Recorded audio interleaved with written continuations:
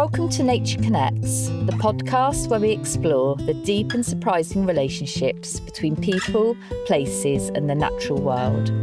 I'm your host, Ginnette Sutherland, and today we're reflecting on British Food Fortnight with a visit to Tamar Grow Local, a community-led organisation transforming how we grow, share and cook food in the Tamar Valley. We'll also be heading to Wheal Farm in Harrow Barrow to see pasture-raised chickens and fresh vegetables being grown and harvested. Along the way, we'll explore how local food connects us to nature, how growing practices support biodiversity, and how projects like Grow, Share, Cook are making a real difference to people's lives. Plus, we'll meet one of our favourite garden allies, the hedgehog, and learn how food and habitat go hand in hand.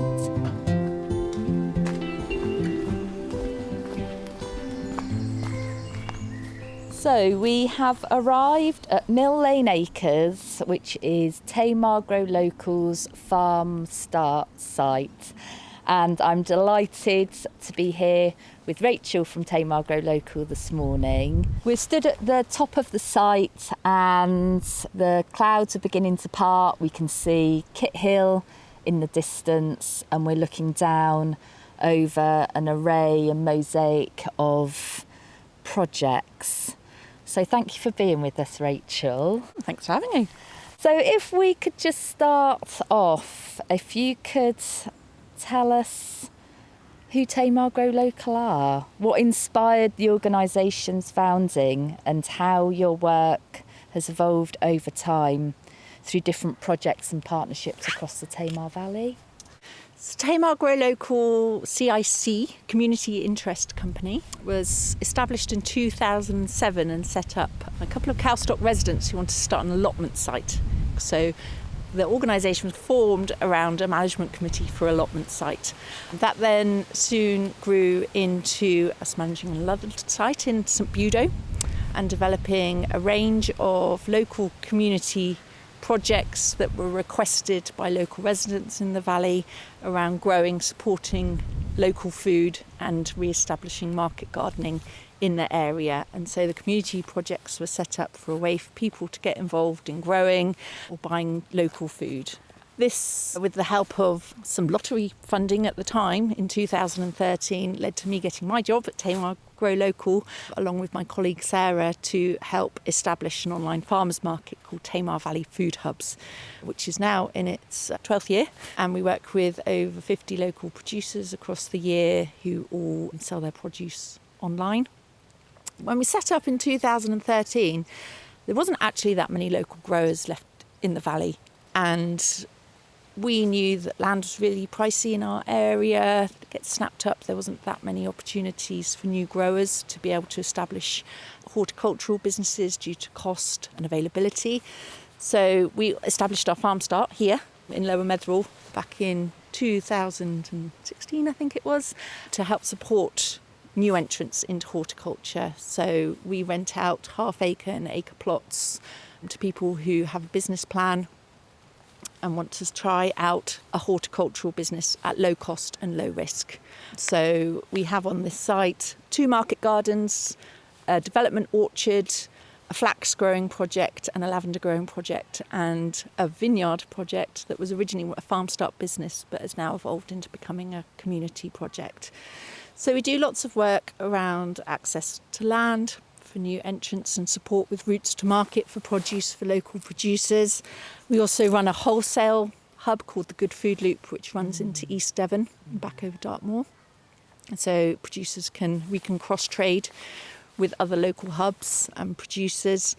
And we've also trialled in the past couple of years a field of heritage wheat. So we do lots of different things that involve different partnerships. One of our biggest projects that's long running is called Grow, Share, Cook in Plymouth, which is a lovely partnership project with Plymouth City Council and Plymouth Community Homes, which supports people living with food insecurity in the city with access to Tamar Valley grown vegetables and cookery workshops led by one of our local producers, Jo.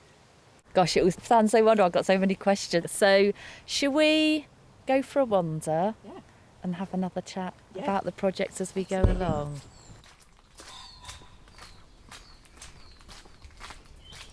So we also run a honey cooperative where we teach beekeeping and also have an extraction facility at our main HQ over in Kelly Bray. And we also make apple juice, and we buy in apples from all different orchards in the Tamar Valley, from people with just a couple of trees to whole acre site orchards to make our lovely Tamar Valley apple juice. But the interesting thing about kind of our projects is that everything is networked together. So instead of these projects operating in isolation, for instance, our apple juice is supported with a route to market for it through our distribution of Good Food Loop and the Food Hub. Our honey cooperative is the same. Our farm start, we have an option for our farm start tenants to sell through us or be able to provide veggies for the Grow Share Cook project in Plymouth. So they all work in a systems approach to being self-supporting within a big network of projects. Yeah. So we were just chatting as we've moved around the site. We've just come to the end of British Food Fortnight, which was from the 26th of September to the 12th of October, but we were actually highlighting the whole point of Tamar Grow Local is you are celebrating and putting British food at the forefront of everybody's mind every day. The 2 weeks, I guess, highlight it, but it's that continuation of celebrating, supporting and promoting locally produced food all year round. Yeah, I mean, every Friday morning when our growers and producers deliver into us, we're always amazed by how beautiful the produce is. It comes in banging fresh. It's absolutely gorgeous. So we celebrate local food every Friday at least. And when our volunteers come out to our market garden and visit producers, we're always trying to promote what they're doing. They do amazing things, and we try and support getting out as much local food as possible. We do find our events and comms do focus more locally in promoting Tamar Valley produce, and that works quite well for us. But it's really important to have things like British Food Fortnight that give a framework to remind people wherever you are in the country, look out for who your local growers are, find out who they are, how can you access local food. And it's surprising, even in big cities, you'll find amazing community growing projects that you can sign up to a veg box. You can look on Open Food Network site and it will list all the local ways to buy produce in your area. And we have amazing farmers markets as well across the country, and it all needs to be supported really well.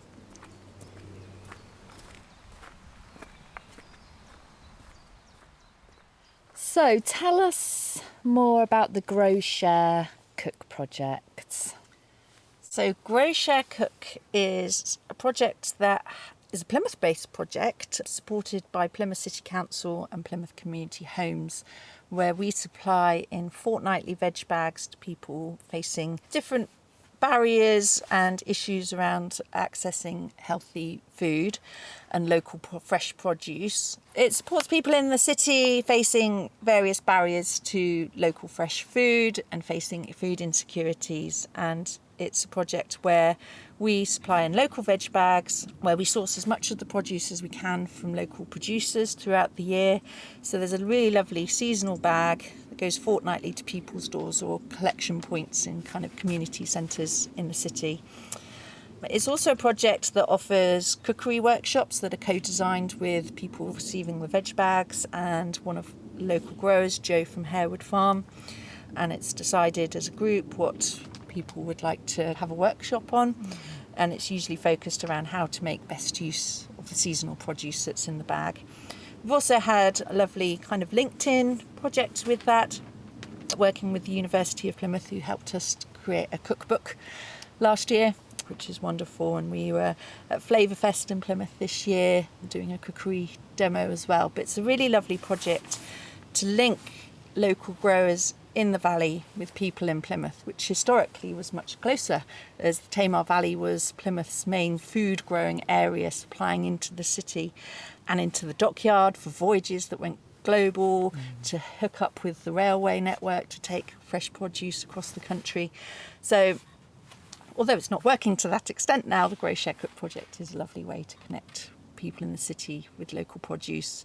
And it's also meant that we've seen volunteers come out from Plymouth up to the valley to come and work here in our market garden and volunteer and just to really enjoy the landscape and the space here as well. Yeah. And the community that goes with that. So just out of interest, have you got stats on the people that you're reaching or that have been involved in the project? I think since we started, there must be well over 800 people-ish, I imagine, who've been involved with Grow Share Cook from the start. It's now, I think, in its 13th year. The volume of veggies that we will have purchased locally for that project is vast. Yeah. And it's also been a really lovely project linked in here with our farm start, where we've had new growers or growers who might have grown a glut of something, then being able to offer that. We need 50 squashes, 50 bunches of kale every fortnight is a really nice kind of extra way for produce to be sold. Yeah. The sun all of a sudden is beaming into the polytunnel. I need my glasses on. Fantastic. So if someone listening to this is in a position that being part of that Grow Share Cook project would enrich and support their life, their family, their situation, or they're at the other end of the spectrum and want to get involved to support, how do they go about doing that? So we have a page on the Tamar Grow Local website about Grow Share Cook. It is a project that's just funded in Plymouth at the moment, but we'd love to see it working in the valley. It's a great project to be replicated.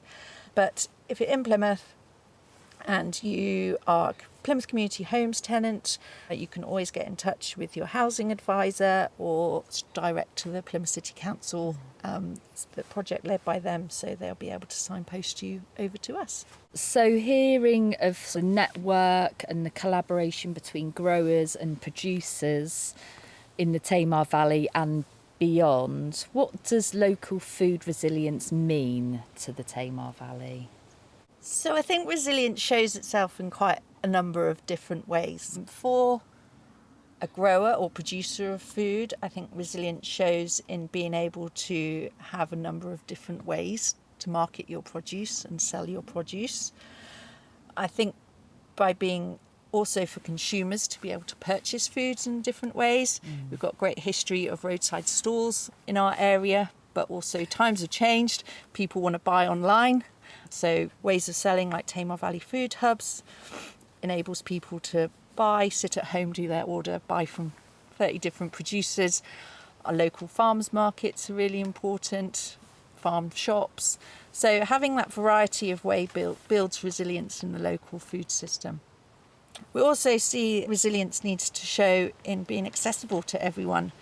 And that can often be quite hard because people expect food to be very cheap. And it's unrealistically cheap at the moment due to supermarkets being in competition with each other and really driving price down. You especially see that in fruit and veg. And it's really difficult for local producers, especially primary growers, at the moment to get a fair price for their produce because people expect it to be so cheap. But I think market gardens and producers and farmers who do mixed farming are some of the most amazing kind of people in the world. They're engineers, they're food growers, they're environmental scientists, they're their own sales and marketing person. They are doing all the different jobs, which makes them incredibly talented and knowledgeable. And we expect to pay, other professionals £40-50 an hour, and it's really hard for a farmer or a primary producer to even make minimum wage at the moment. So resilience is a really difficult question when as society we expect food to be so cheap at the moment. But we also need food to be affordable for people and available. So it's always a difficult question of how we manage that to build resilience in the system. And I think that one of the biggest shocks we saw was in COVID, when we saw the food system just go into complete shock. The queues in supermarkets, the shelves were empty, and the long supply chains were often failing at that point. And it really showed the value of having a sustainable local food system where local food producers were coming together. They were still supplying in every week to us. This is our own experience at Tamar Grow Local. They were slower to raise their prices. They kept that continuity of supply. And people at that time really did look to, oh my gosh, I now need to look more on a local scale for my food. And it really showed and built trust, and saw a point where people really saw the value of their local growers in their area. So resilience shows in a number of different ways, I think, really. We also see it in people being able to learn about growing food builds resilience. So being able to have your own allotment and try things, or knowing how to grow some very basic food on your windowsill or in a very small garden, it all helps to build resilience. Things like the Gleaning Network in Cornwall and Devon, completely amazing organisation that are redistributing veg that would potentially otherwise go to waste, and finding ways for food banks to be able to provide fresh vegetables is also really important. So resilience happens at all different levels of the food system. As I'm listening to you and thinking about, as you say, the time in COVID, but also your projects, it's about us re-engaging with our food, what we're eating, the seasonality of it, isn't it? That we've, along with wanting cheap food, we're wanting food all year round, and it's actually having a new relationship and realising what is in season, when I can have tomatoes, when I can have apples, and that being part of your annual cycle and diet in a way, isn't it? And I think it really also shows the power of being part of community. None of us can operate in isolation. No. We need to have our local farmers, and they need us, and it all works as a supportive cycle when it works well. Yes. So when we talk about food resilience, we also talk about climate resilience, and within that we are thinking about nature, biodiversity. So how do growing practices within Tamar Grow Local and your wider communities support wildlife and biodiversity? So I think most of the producers and growers that we support are growing agroecologically or organically. And that sees most of them growing a variety of crops within market gardens. And just, you mentioned the word mosaic earlier, and just that mosaic of crops provides different things for different animals or pollinators, and it's really important to have that mix.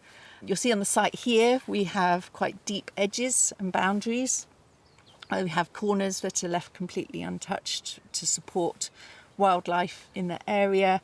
We grow a lot of open bud flowers on this site in the summer to support bees. We have a lavender growing project here, which is just covered in bees in the summer, so it's really very beautiful. But having that range, mosaic, and you see it on allotment sites as well, really amazing for wildlife. On this particular market garden that is led by our volunteers under the Tamara project, it has areas of close productivity. We're in the polytunnel, it's empty now. Just had all the tomato harvest pulled out that are done now and waiting to be cover cropped. You can just see some tiny little seedlings coming in now.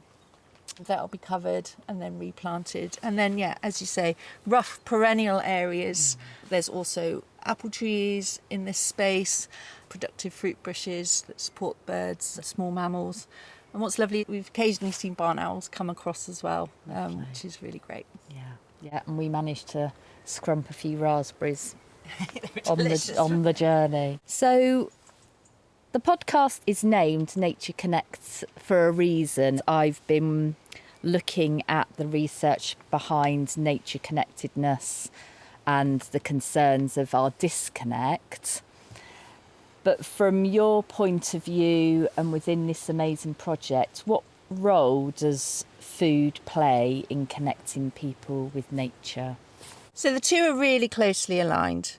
Food and nature go hand in hand, especially in systems we're using organic and agroecological ways of growing food. We need pollinators to be pollinating our apple trees and our orchards, our crops. They're not distinguished from each other at all. And also where we see volunteers come to our sites, they're so thrilled to see the nature around us as well as being part of growing food. We do a lot of work with a specialist college. We also involve kind of nature IDing, showing how the nature in the market garden is part of this ecosystem, as well as the crops that are coming out of the ground. Yes. And it really engages young people especially. They'll then take away that knowledge to look out for those things in other places and to know that they need protecting. Part of our work on our volunteer market garden is showing the variety of nature around us, as well as growing crops commercially. Yeah, and you need it. Without nature, the crops aren't going to grow. That's it. So it's that whole holistic view. So can you give us an example of maybe yourself or a volunteer where you have seen a pivotal moment in their relationship with nature, with food, with growing, of how that connection has either been reignited or realised of something that they haven't had before? I got involved in Tamar Grow Local through joining our local community orchard project in Harrow. Grew up in Harrow, and it was really lovely to get involved with a project where I met loads of new people who I didn't know in my village, learnt new skills. We also had a pig group in our community orchard at that stage, which kind of brought new people to the orchard to look after the pigs, as well as bringing people together for a wassail to enjoy the blossom each spring. So community growing's a really amazing way to help people feel more rooted in their landscape. I was really aware of the market gardening heritage immediately around us, and I brought a picture to show you today. It's a very local kind of point of view, but it's from the road going from Harrow down to Cotehill Quay, and looking up on the left-hand side, it's a painting from the mid-70s of all the different market gardens on that slope, which is now returned to nature. But our community vineyard that we run now is just at the top of that slope, and it's amazing to see how the landscape looked before, when it was under kind of quite deep cultivation, and now it's gone back to woodland and scrub in the majority. But its ways of being involved in a community project really helps you remember that heritage, but also be part of something really nice that brings community and connections and learning as well.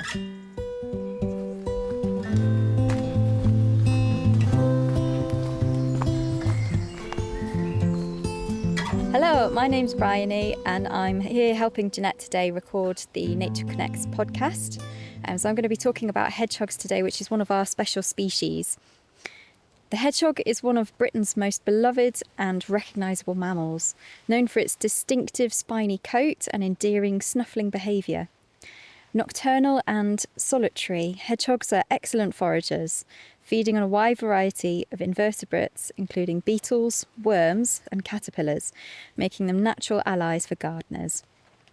Hedgehogs thrive in a mosaic of habitats, including hedgerows, woodland edges and gardens, and they require connected green spaces to roam and forage, as well as safe, undisturbed places to nest and hibernate, such as log piles, compost heaps and dense undergrowth. And here in the Tamar Grow Local's farm start, lovely scrubby edges are perfect for hedgehogs. Despite their popularity, hedgehog populations have declined significantly in recent decades, and key threats include habitat disconnection due to roads, fences and urban development, loss of insect-rich environments from pesticide use, dangers from garden machinery, bonfires and litter, road traffic accidents, especially during nighttime foraging. Supporting hedgehogs is a powerful way to connect with nature and promote biodiversity. Create hedgehog highways, so leave gaps in fences to allow movement between gardens. Avoid pesticides, so encourage natural pest control by letting hedgehogs do all the hard work, and provide shelter by building hedgehog houses or leaving wild corners in your garden. And always check before strimming or lighting bonfires. Hedgehogs often use these areas, and drive carefully at night. Be alert for hedgehogs crossing the roads and make sure that you can stop or avoid them. And by making these small changes, we can all help hedgehogs thrive, turning gardens and green spaces into safe havens for this iconic species.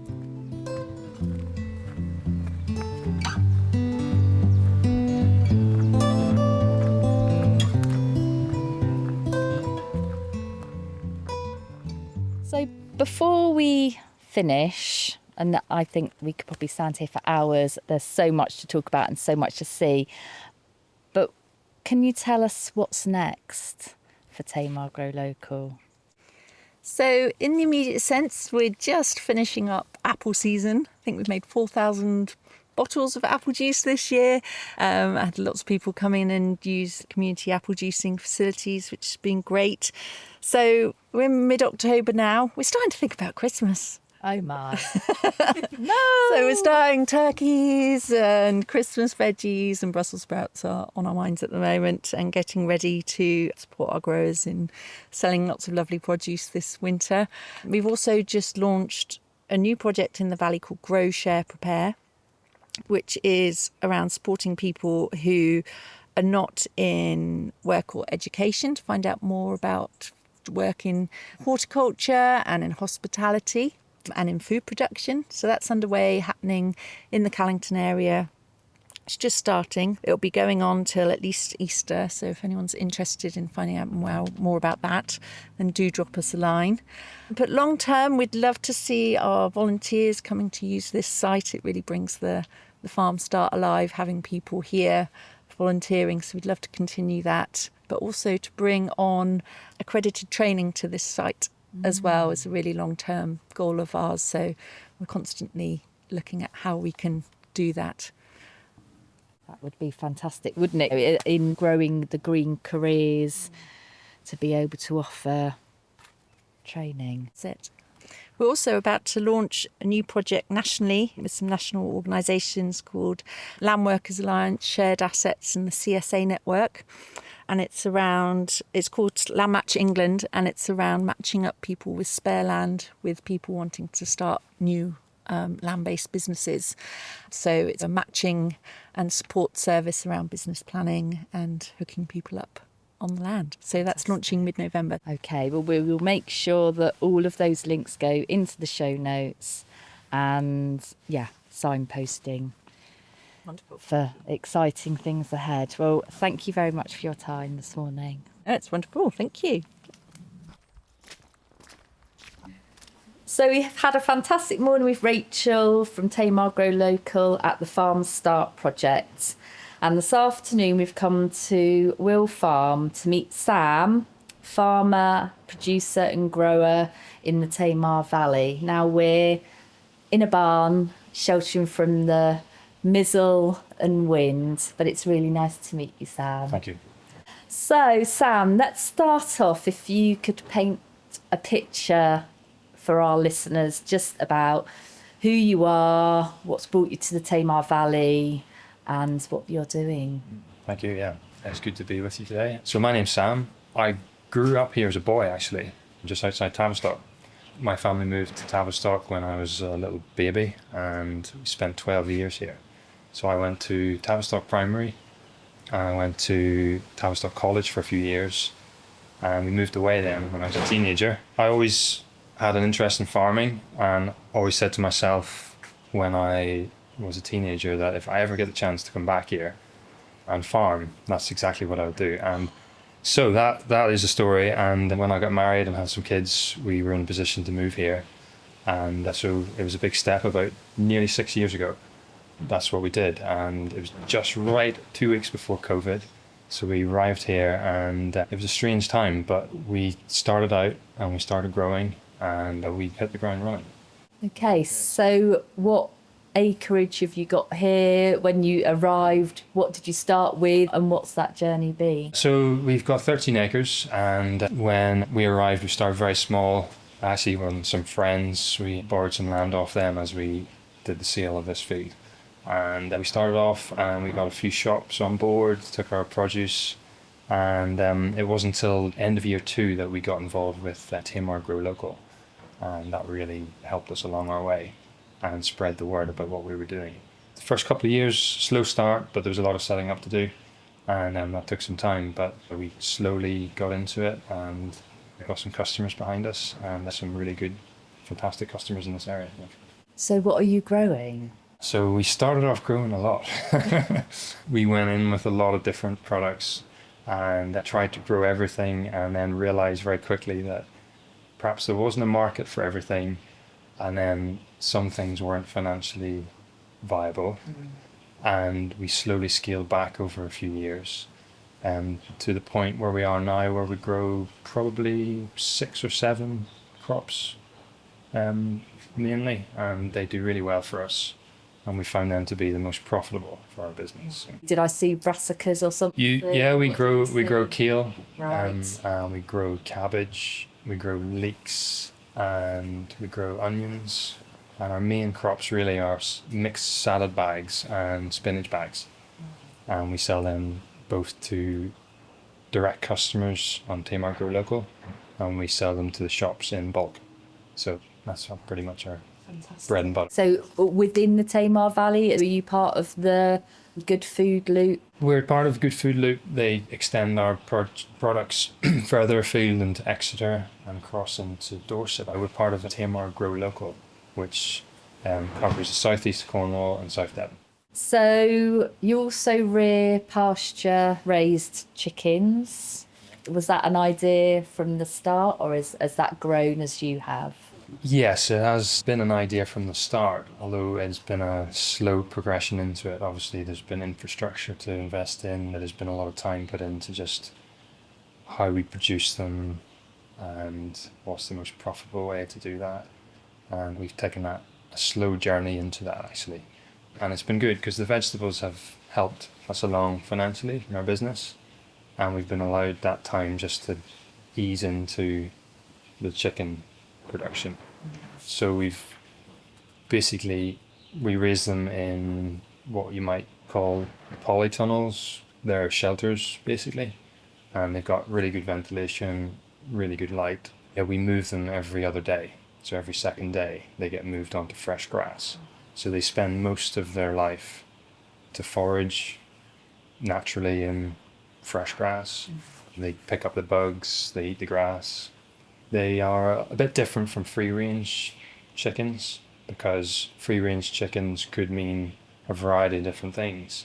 Conventionally reared free-range chickens could actually stay in their shed for most of their life if they wanted to. Choose not to. They choose not to go out. Yeah. So yes. Ours, on the other hand, don't have a choice in the matter. So that's good for them, and it reflects then in the quality of the meat.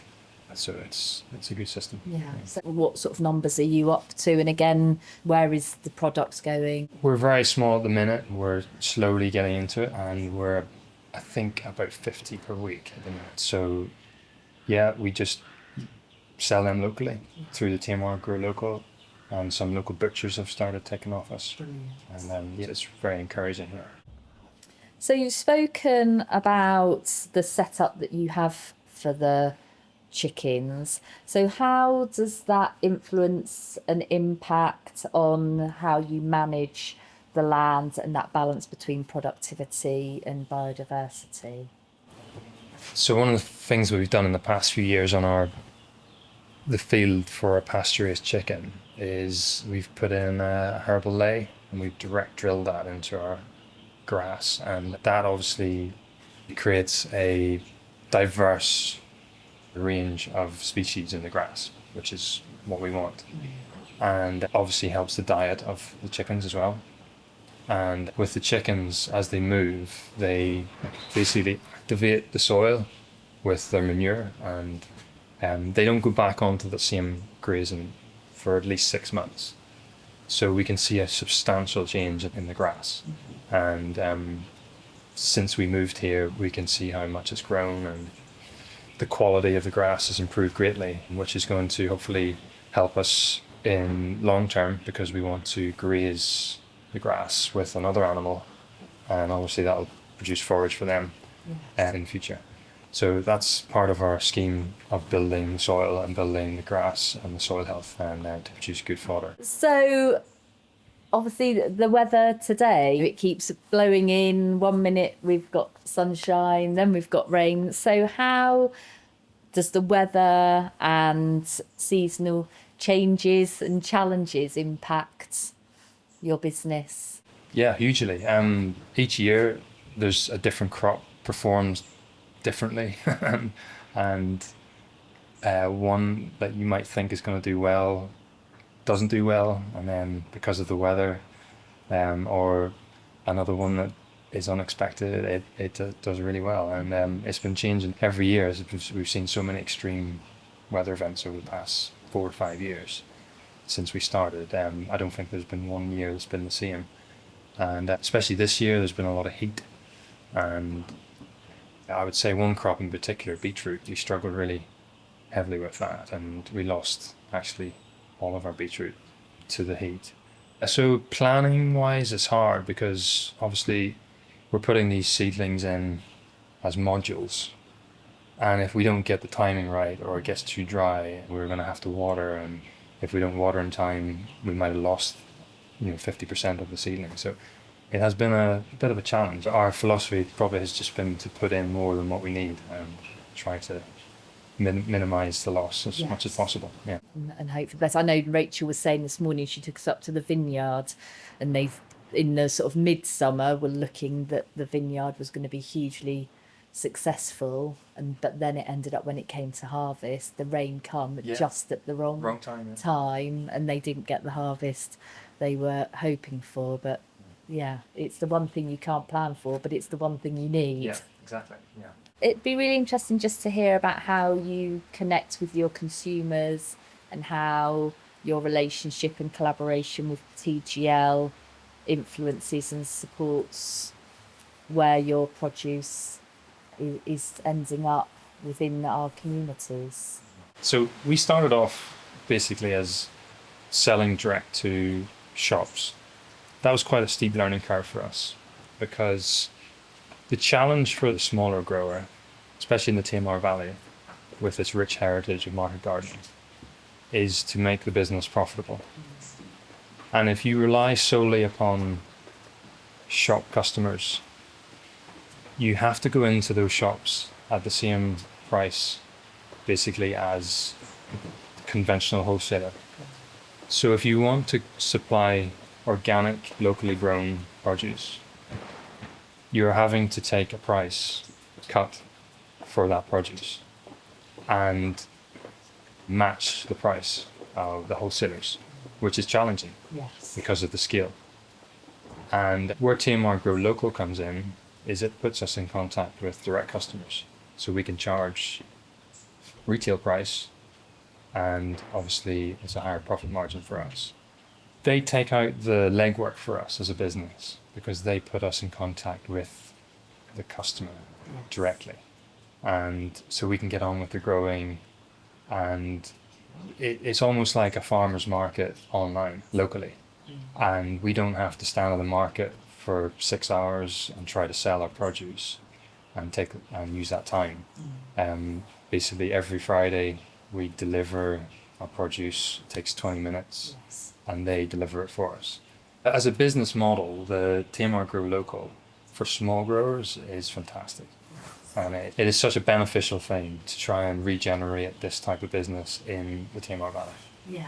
So we've heard about the challenges of marketing your own business and being part of that collaboration with TGL.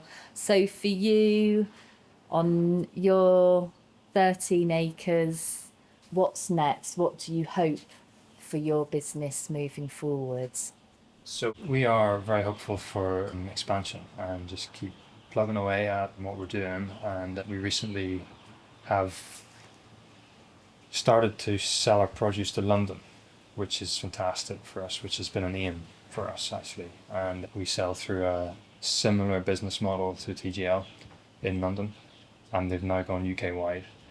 And yes, of course, for us as a business, we want to expand into that even further. And so that's going to mean more polytunnels, more infrastructure, people working for us, which is a whole new thing. And we're slowly navigating that and just trying to find our way through that next step. I have gone from business setup to business development, and that's a new thing for me. So just easing my way into that and hopefully be able to expand further. It's nice to get our produce to London because in my mindset, this is what the Tamar Valley used to be. We used to send produce to London, and it was a vital link and financial benefit for the area. We would just love to see more people doing what we're doing in Yes. this locality. Yeah. Yeah. So when your produce goes up to London, does it become part of a collective of producers, or is your identity to those people purchasing your produce in London? Is it clear to them that food trail of to promote the Tamar Valley? Absolutely. So the customers that are buying our produce can choose from a range of suppliers, a vast range of suppliers across the country, that feed into that network. And they are buying because they want to connect with small growers or the farm. They're buying specifically because they're buying for food provenance. Right? Yeah. They want to know where their Yeah, foods come from, how it's absolutely produced, want to who know. it's produced by. Exactly, and they want to connect to that, and we're finding that more and more that people do want to know where that food's coming from, and connect with the growers, their families, the farm, and to see what's really taking place. Yeah. Well, and that leads me brilliantly into wanting our listeners to just take that time and opportunity to connect, strengthen their connections with nature, with the landscape, and food plays as much of a part of that as the wildlife. Absolutely. And they go hand in hand. We need that biodiversity, we need nature to support the health of the soil and the thriving productivity on your farm, but it's having that connection with the food. And where Rachel this morning spoke about their Grow, Share, Cook project, it's giving people who aren't able to control necessarily where they get their food from so much, but it's great that from your point of view for your business, there's an opportunity as well where people are really making ethical choices about where their food's coming from. Fantastic. It's been really lovely talking to you this afternoon, Sam, and just so interesting to hear your journey and the successes and the challenges. We'll make sure in the show notes that we direct listeners to the work that you're doing and linked through Tamar Grow Local. And if people then want to get involved in this really sort of ethical food chain, they'll be able to do that. So thank you so much for your time. Thank you very much.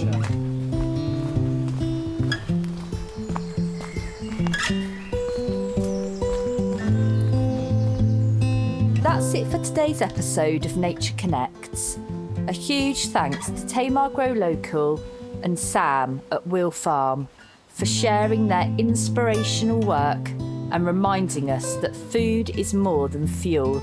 It's a way to connect with nature, with each other, and with the land we call home. And next time you're cooking with local ingredients, remember, you're part of a story that nourishes both people and planet. This podcast has been made possible thanks to the National Lottery Heritage funded project Tamara Landscape Partnership Scheme.